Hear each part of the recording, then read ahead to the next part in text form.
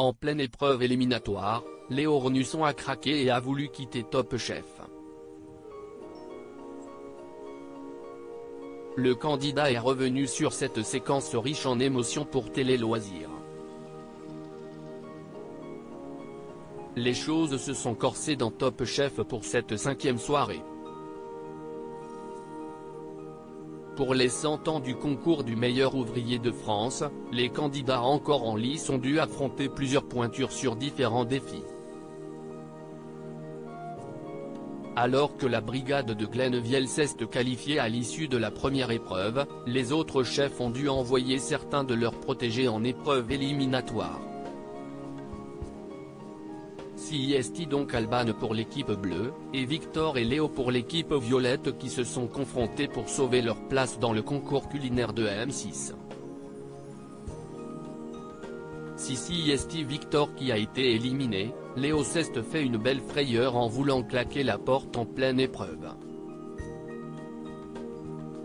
Le jeune homme de 27 ans se confie sur ce moment compliqué pour Télé Loisirs. Je suis là, statique alors qu'autour de moi, ça s'agite énormément. Léo Ornusson revient sur son craquage dans Top Chef Télé Loisirs. Dans l'épisode, vous évoquez des moments difficiles par le passé avec d'anciens chefs. Que s'est-il passé? Léo Ornusson, la production a mis l'accent là-dessus mais je n'ai pas forcément envie de parler de ça car ce n'est pas ce qui fait la personne que je suis. J'ai eu des chefs difficiles, mais je ne pense pas avoir été victime d'un harcèlement profond.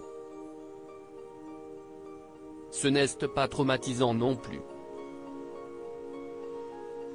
Cela fait 2 fois que vous perdez un peu vos moyens en pleine épreuve.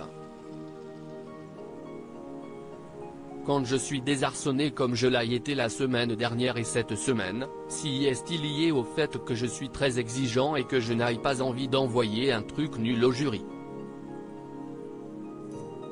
Et dans Top Chef, on n'a pas le temps de faire des tests comme on pourrait le faire dans nos cuisines. Pendant l'épreuve éliminatoire, vous dites plusieurs fois que vous n'avez plus envie et que vous voulez quitter le concours. Qu'est-ce ce qui vous a fait rester? En fait, si est-il la 2e fois que je fais le montage de mon plat. J'en arrive à un stade où, à partir du moment où ça ne marche pas la 2e fois, je ne vois pas comment ça peut marcher la 3e. Normalement, dans nos cuisines au quotidien, quand une recette ne marche pas, on ne la sert pas.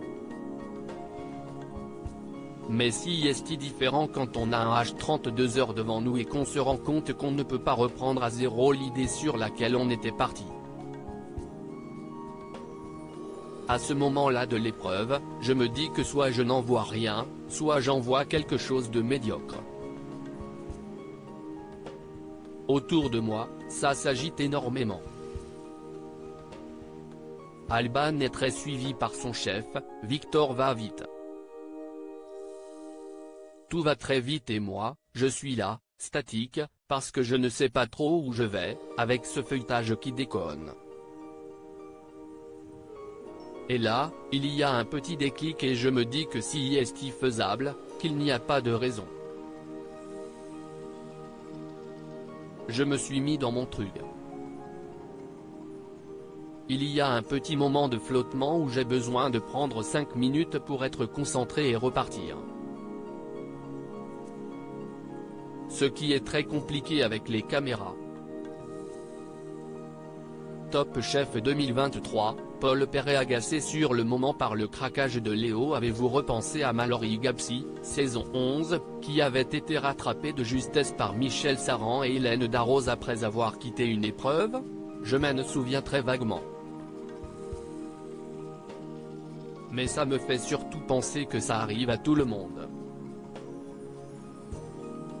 Quand tu enchaînes les galères, même quand tu es très bon et très technique comme lui, ce qui n'est pas forcément mon cas, tu te demandes comment ça peut fonctionner. En avez-vous reparlé avec Paul Perret après? On n'a pas beaucoup discuté, mais le peu que l'on a échangé, il comprenait, même si ce n'est pas son mode de fonctionnement. Ça l'a agacé sur le coup parce qu'il n'avait pas envie que je le lâche comme ça. Mais il a compris l'accumulation de stress. Il a toujours été très clair avec nous dans l'équipe, il n'aurait pas forcément fait Top Chef en tant que candidat. Quoi avez-vous ressenti au moment de l'élimination de Victor? Si est un peu compliqué parce qu'il y a un bon et un mauvais côté. Je sauve ma tête et suis super content mais je ne peux pas éclater de joie. Car si est aussi frustrant de le perdre.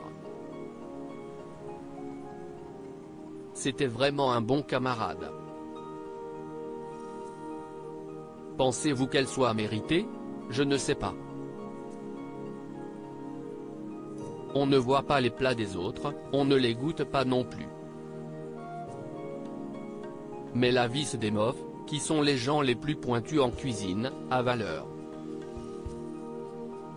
Et les chefs ont dit que ce n'avait pas été évident de nous départager car les plats étaient tout bons. À lire aussi ce n'est pas de la triche, les candidats de Top Chef 2023 connaissent-ils les thèmes des épreuves à l'avance?